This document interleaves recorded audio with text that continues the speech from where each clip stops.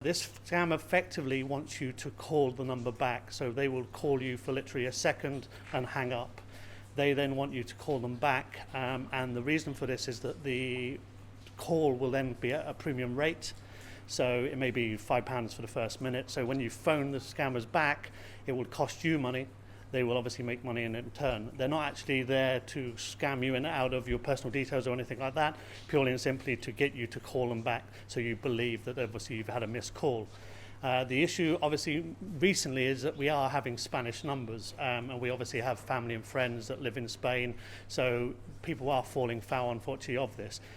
When you have more distant numbers like the Austrian numbers, then people obviously realise that this is going about. So in recent times, have many individuals and businesses fallen victim to scammers in Gibraltar? Companies not so much obviously with the phone scams. Companies fall foul more so of email scams. It's called phishing or CEO fraud or business email compromise frauds. What happens here is companies will get an email from either their bank or from a fraudster pertaining to be an existing customer.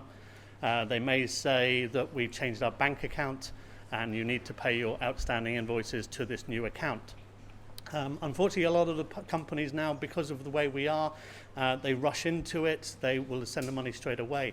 We always advise that if there has been a change or something sounds suspicious, we recommend that you phone the supplier and just confirm.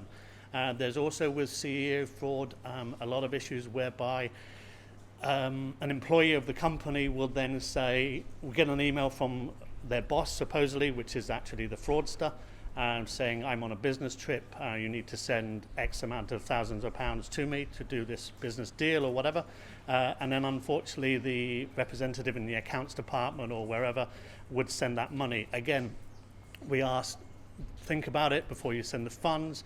Give your boss a call. He would much appreciate being called while overseas than you actually transferring the money to obviously the fraudsters.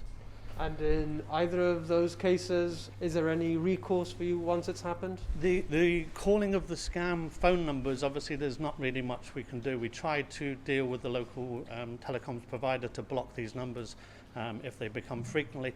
But with the emails, if you are a victim, you have fell foul, either the member of the public or a company, they should instantly, as soon as they realise they fell foul, inform their bank that there has been a fraud. The banks then have a facility to stop the transfer and reclaim it. Also, if they prove that there is a fraud, they obviously have ways of recalling it as well. Once obviously that's been done, the next priority is to call us, report it to the police.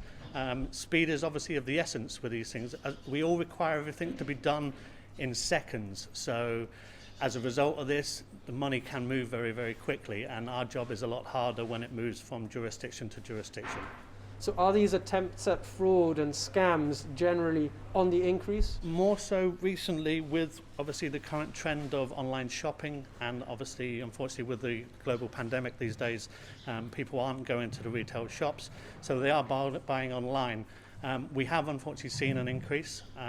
People do need to be aware, obviously the scammers are using this facility now to take advantage of people.